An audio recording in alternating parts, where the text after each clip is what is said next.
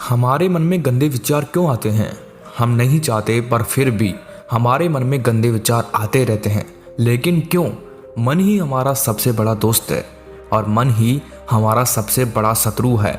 जब हम अपने मन के हिसाब से चलते हैं तो मन हमें भटका देता है, और जब हम मन को संतुलित कर लेते हैं तो हम अपनी ज़िंदगी में सब कुछ पा लेते हैं।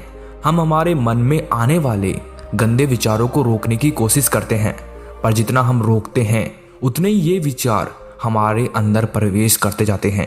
आप जिस चीज़ से जितना दूर भागोगे उतना ही वो चीज़ आपको अपने पास लाएगी। इसीलिए उस चीज़ से भागो मत, उस पर संतुलन कायम करो। एक बार एक युवक गौतम बुद्ध के पास आया और गौतम बुद्ध से बोला कि हे बुद्ध, मेरे मन में इतने गंदे विचार क्यों आते हैं? मैं नहीं चाहता कि मेरे मन में गंदे विचार आए, पर मेरे मन में हमेशा काम वासना के विचार चलते रहते हैं और मैं इनके बारे में सोच सोचकर बहुत परेशान हूँ। मेरी ऊर्जा और समय ये सब सोचने में ही नष्ट हो जाता है, और इन सब के विचारों की वजह से मैं कभी भी शांत नहीं रह पाता और मैं हमेशा ही स्त्रियों को देखकर मोहित हो जाता हूँ, अपने आप को रोक ही नहीं पाता। बुद्ध मुस्कुराए और उन्होंने उस युवक से पूछा, क्या तुम्हें पता है ये काम वासना होती क्या है? फिर लड़के ने उत्तर दिया और कहा, बुद्ध, मैं ये तो नहीं जानता कि काम वासना होती क्या है, पर हाँ, ये जो भी है बहुत बुरी चीज है। फिर बुद्ध ने उस युवक से कहा कि सबसे पहले तो तुम्हें ये समझना है कि प्राकृतिक रूप से जो भी चीजें हमारे अंदर है वो बुरी नहीं है। हमारे जीवन में उसकी कुछ ना कुछ जरूरत है। वासना कोई बुरी बात नहीं है, ये तो हमारे मन की एक भावना है जो हमें किसी ना किसी चीज की कमी का एहसास करवाती है, और फिर हम उस चीज को पाने के लिए उस चीज की तरफ आकर्षित हो जाते हैं। जैसे अगर तुम्हारे पास धन की कमी है तो तुम में धन पाने की वासना उत्पन्न हो जाएगी। तो वासना कुछ और नहीं, बस एक प्रकार की कमी है जो कि एक प्रकार की जरूरत का एहसास है, और जब ये जरूरत शारीरिक हो तो हम इसे काम वासना कह देते हैं। युवक ने गौतम बुद्ध को कहा कि बुद्ध, मुझे काम वासना का मतलब तो समझ में आ गया, पर आप मुझे ये बताइए कि ये आती कहाँ से है, कैसे आती है ये? गौतम बुद्ध ने कहा कि काम वासना कहीं से आती नहीं है, ये तो हमारे अंदर ही होती है, और इसका होना तो जरूरी भी है, तभी तो मानव जाति का विस्तार होगा। युवक ने कहा, जब ये हमारे अंदर ही है और जरूरी भी है तो फिर लोग इसे गलत क्यों बोलते हैं? बुद्ध ने कहा कि यही तो समस्या है, लोगों ने काम वासना को गलत तरीके से सोच लिया है, इसे छिपाने की दबाने की कोशिश करते हैं। काम वासना गलत नहीं है, बल्कि काम वासना का गलत तरीके से प्रयोग करना गलत बात है। लोग जिससे प्रेम करते हैं बस उसी के लिए जीने लग जाते हैं, उसे पाना ही अपना लक्ष्य बना लेते हैं और उसी के बारे में हमेशा सोचते रहते हैं, पर यह सब गलत है। बुद्ध ने युवक से कहा, क्या तुम्हें पता है जानवरों में भी काम वासना होती है? युवक ने उत्तर दिया, हाँ बुद्ध, जानवरों में भी काम वासना होती है, क्योंकि जानवर भी तो आखिर अपनी पीढ़ी को आगे बढ़ाएंगे। बुद्ध ने कहा, तो फिर हम जानवरों की काम वासना को गलत क्यों नहीं कहते? युवक ने कहा, मुझे नहीं पता महात्मा, आप ही मुझे बताइए। गौतम बुद्ध ने कहा कि जानवर अपनी काम वासना का प्रयोग आनंद प्राप्ति के लिए नहीं करते, वो तो सिर्फ संतान उत्पन्न करने के लिए काम वासना का उपयोग करते हैं। जानवरों को प्रकृति ने इतनी समझ नहीं दी कि वो काम वासना को अपने सुख का आधार बना सके, जबकि मनुष्य अपनी समझ के बलबूते पर प्रकृति में पाई जाने वाली प्रत्येक वस्तु को अपने सुख के लिए प्रयोग करता है। हम इंसानों ने ही काम वासना को अपने सुख का साधन बना लिया है, जबकि प्रकृति ने तो हमें अपने वंश को आगे बढ़ाने के लिए दिया था, लेकिन इंसानों ने इसे अपने जीवन का परम लक्ष्य बना रखा है, और इस तरह से काम वासना का बेलगाम हो जाना गलत है। युवक ने बुद्ध से पूछा, महात्मा जी, ये काम वासना हम पर हावी क्यों होती है, क्यों ये बेलगाम हो जाती है? तब गौतम बुद्ध ने कहा कि सुनो, अब जो मैं तुम्हें बताऊंगा उसे तुम ध्यान पूर्वक सुनना। काम वासना का सारा खेल तुम्हें समझ आ जाएगा, तुम्हें तुम्हारे सारे सवालों का जवाब मिल जाएगा, बस तुम्हें ध्यान से सुनकर समझना है। फिर गौतम बुद्ध युवक को बताना शुरू करते हैं कि एक बार की बात है, एक आश्रम में गुरु और उनके शिष्य रहा करते थे। शिष्य रोजाना आश्रम के बाहर स्थित गांवों में भिक्षा लेने के लिए जाते थे। उस आश्रम का एक शिष्य जिस गांव में भिक्षा लेने जाता था, उस रास्ते में एक नदी पड़ती थी। वो शिष्य रोज उसी रास्ते से भिक्षा लेने जाता था। एक दिन उस शिष्य ने देखा कि एक लड़का पेड़ के पीछे छिपा है। वो शिष्य उस लड़के के पास गया और उससे जाकर बोला, भाई तुम इस पेड़ के पीछे छिपकर क्या देख रहे हो? लड़के ने कहा, अरे तुझे नहीं दिख रहा क्या कि मैं क्या देख रहा हूँ? तब शिष्य ने नदी की तरफ देखा तो वहां पर कुछ लड़कियां पानी भर रही थी। वो लड़कियां 14-15 साल की होगी। तब शिष्य ने उस लड़के से कहा, अरे भाई वहां पर तो लड़कियां पानी भर रही है, इसमें छिपकर देखने वाली क्या बात है? तब वो लड़का शिष्य की तरफ देखकर उससे कहता है, अरे पागल तुम्हें दिखाई नहीं दे रहा क्या कि कैसे ये परियां नदी से पानी निकाल रही है? जरा उनकी अदाओं को तो देखो, उनके कोमल शरीर को देखो, उनकी पतली कमर मटके को उठाते समय बल खाती है और उनके बाल उनकी कमर पर कैसे लहरा रहे हैं, मानो सुंदरता बिखरी पड़ी हो। शिष्य ने फिर नदी की तरफ देखा और इस बार वो शिष्य देखता ही चला गया। अभी तक तो उसे कुछ भी नजर नहीं आ रहा था और वो बिल्कुल निर्भय था।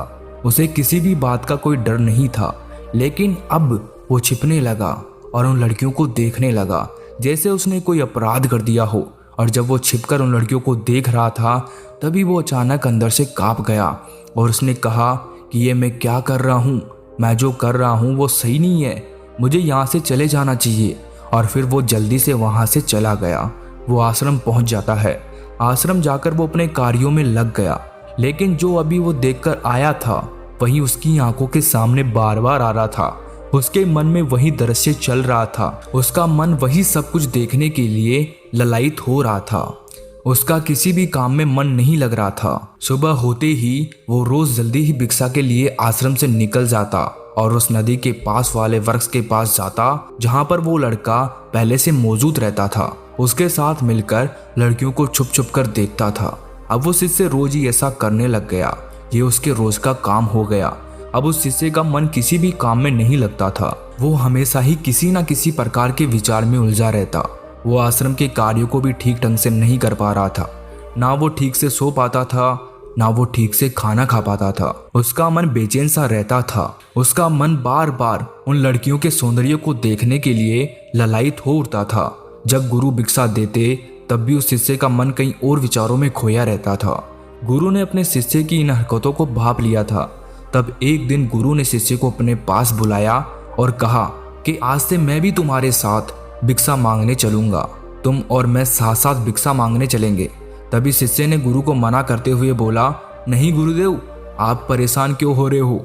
मैं अकेला ही ठीक से भिक्षा मांग सकता हूँ।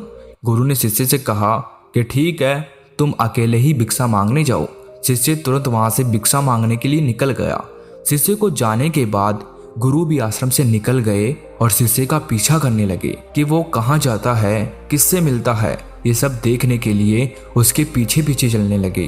थोड़ी दूर जाने के बाद गुरु ने देखा कि उनका शिष्य एक लड़के के साथ एक पेड़ के पीछे अपराधी की तरह छिपा हुआ है और छिपकर कुछ देख रहा था। गुरु भी अपने शिष्य के पीछे जाकर खड़े हो गए कि आखिर उनका शिष्य ऐसा क्या देख रहा है जिसे देखने के लिए वो पेड़ के पीछे अपराधियों की तरह छिपा पड़ा है। गुरु ने देखा कि उनका शिष्य पेड़ के पीछे छुपकर लड़कियों को देख रहा था जो कि नदी से पानी भर रही थी। तभी गुरु ने शिष्य को कहा कि शिष्य, क्या तुम इन लड़कियों से भी भिक्षा लोगे? अपने गुरु की आवाज सुनकर वो शिष्य घबरा गया और उसके पसीने छूटने लगे। वो थर थर कांपने लगा जैसे किसी चोर को चोरी करते समय रंगे हाथों पकड़ लिया हो। उस शिष्य की हालत खराब हो गई। वो कुछ भी नहीं बोल पा रहा था। दूसरा लड़का जो शिष्य के साथ था वो वहां से भाग गया। शिष्य घबराया हुआ था। उसके मुंह से कुछ टूटे फूटे शब्द ही बाहर निकल रहे थे। वो अपने गुरु से नजरें भी नहीं मिला पा रहा था। गुरु ने शिष्य की तरफ देखा और कहा कि मेरा शिष्य तो निर्भय था, उसे तो किसी भी चीज का डर नहीं था, लेकिन ये क्या, तुम तो डर के मारे कांप रहे हो। शिष्य ने गुरु से कहा कि मुझे माफ कर दो गुरुदेव, मेरा इसमें कोई दोष नहीं है। उस लड़के ने मुझे बहका दिया था, लेकिन आपसे मैं वादा करता हूँ कि आज के बाद मैं ऐसा कभी दोबारा नहीं करूँगा। मुझे माफ कर दो गुरुदेव। गुरु ने शिष्य से कहा कि कोई बात नहीं, पर इस बात का तुम ध्यान रखना कि हम जैसी संगति करते हैं वैसा ही फल हमें प्राप्त होता है। हम जैसी संगति करते हैं उसके विचार हमारे अंदर प्रवेश करते हैं। इसीलिए अच्छी संगति करो जिससे तुम्हारे अंदर अच्छे विचारों का प्रवेश हो। फिर गुरु और शिष्य आश्रम लौट आए और शिष्य फिर से आश्रम के कार्यों पर ध्यान देने लगा। उसने उस रास्ते को छोड़ दिया और दूसरे रास्ते से जाने लगा। वो अपने काम को ध्यान से करता, लेकिन धीरे धीरे उसके अंदर क्रोध उत्पन्न हो गया और फिर वो दूसरे शिष्यों पर क्रोध करने लगा। वो बेचैन रहने लग गया। अब वो सही समय पर भोजन भी नहीं करता था। वो भोजन भी बहुत कम खाता था। एक रात गुरु उस शिष्य के पास आए और उससे बोले कि अब तक तुमने कितनी बार अपना वादा तोड़ दिया। ये सुनकर शिष्य अपने गुरु के चरणों में गिर गया और रोने लगा। रोते रोते ही उसने गुरु से कहा कि गुरुदेव, मैं कई बार अपना वादा तोड़ चुका हूँ, फिर वादा कर लेता हूँ, लेकिन हर बार मैं वादा तोड़ देता हूँ। मेरा मन मेरे नियंत्रण में है ही नहीं। मैं बहुत कोशिश करता हूँ कि मैं अपने मन से सारे बुरे विचारों को निकाल दूँ, लेकिन मैं चाहकर भी ऐसा नहीं कर पा रहा हूँ।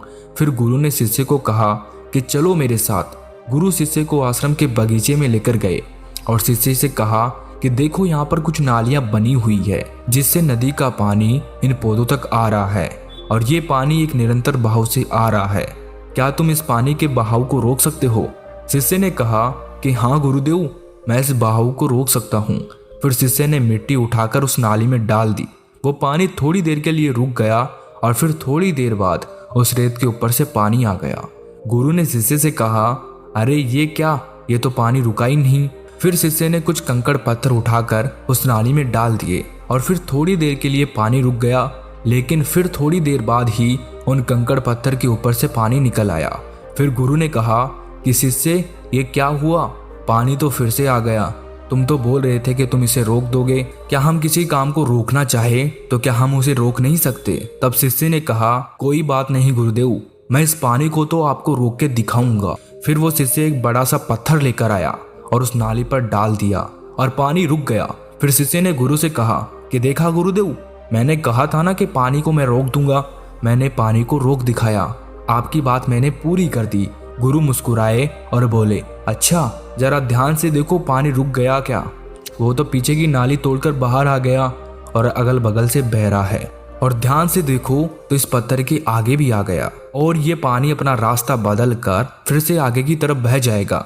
और फिर थोड़ी देर बाद ऐसा ही हुआ। फिर गुरु ने शिष्य को समझाया कि तुम्हारे साथ भी तो ऐसा ही चल रहा है।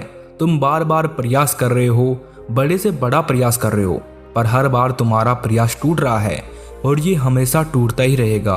तुम कितना भी बड़ा पत्थर रख लो, लेकिन पानी तो अपना रास्ता बना ही लेगा। ये सब देखकर शिष्य निराश हो गया। फिर शिष्य ने गुरु से कहा कि हे गुरुदेव, क्या कोई तरीका नहीं है जिससे मैं इन गंदे विचारों से बाहर निकल सकूं? और ये मेरे मन में आए ही नहीं। गुरु शिष्य को एक नदी के पास ले गए जहां से उस बगीचे में पानी आ रहा था। गुरु ने शिष्य से कहा, वो पानी इसी नदी से जा रहा है। अगर हम यहीं से उस रास्ते को बंद कर दें जहां से ये पानी बगीचे में जा रहा है, तब क्या हम पानी को रोक नहीं सकते? शिष्य ने कहा कि हाँ गुरुदेव, अवश्य ऐसा हो सकता है। मैं इस पानी को यहीं से बंद कर देता हूँ, तब आगे की नाली में पानी जाएगा ही नहीं और फिर बगीचे में पानी जाएगा ही नहीं। फिर शिष्य ने नदी से जाने वाले रास्ते को बहुत मेहनत करके पत्थर और मिट्टी डाल डालकर बंद कर दिया और गुरु से कहा कि गुरुदेव, मैंने पानी को बंद कर दिया है, अब ये पानी बगीचे में जाएगा ही नहीं। तब गुरु ने कहा कि शिष्य, अगर पानी बगीचे में नहीं जाएगा तो पेड़ पौधों को पानी कहाँ से मिलेगा? उन पेड़ पौधों को तो पानी की आवश्यकता है और उन पेड़ पौधों में कुछ पेड़ पौधे तो ऐसे हैं जिनको रोज पानी की आवश्यकता है। वो तो मुरझाकर मर ही जाएंगे, उनका क्या होगा? पानी तो हमें खोलना ही होगा। शिष्य ने गुरु की बात सुनकर वापस नदी से जाने वाले पानी का रास्ता खोल दिया। तब गुरु ने शिष्य से पूछा, शिष्य, अगर हम इस नदी के पूरे पानी को बगीचे की तरफ मोड़ दें तो क्या होगा? तब शिष्य ने जवाब दिया कि गुरुदेव, वहां पर जितने भी पेड़ पौधे हैं वो गलकर नष्ट हो जाएंगे, वहां पर कुछ नहीं बचेगा। फिर गुरु मुस्कुराए और बोले, तुम इस बात को समझो कि हमें किसी भी चीज को रोकना नहीं है, बस हमें हमेशा संतुलन बनाए रखना है। कम पानी से भी पौधे नष्ट होते हैं और ज्यादा पानी से भी पौधे नष्ट होते हैं। हमारा जीवन संतुलन से ही चलता है। गुरु ने शिष्य से कहा कि अगर मैं तुम्हें कुछ कहूँ कि तुम आम के बारे में मत सोचो, तो तुम्हारे मन में सबसे पहले किसका चित्र आएगा? शिष्य ने कहा कि गुरुदेव, मेरे मन में तो पहला चित्र आम का ही आएगा। गुरु ने कहा कि जब हम गंदे विचारों को जबरदस्ती रोकने का प्रयास करते हैं तो वो और मजबूती के साथ हमारे अंदर प्रवेश करते हैं, हमारे अंदर उठते हैं। इसीलिए हमें उन्हें कभी भी दबाने की कोशिश नहीं करनी चाहिए।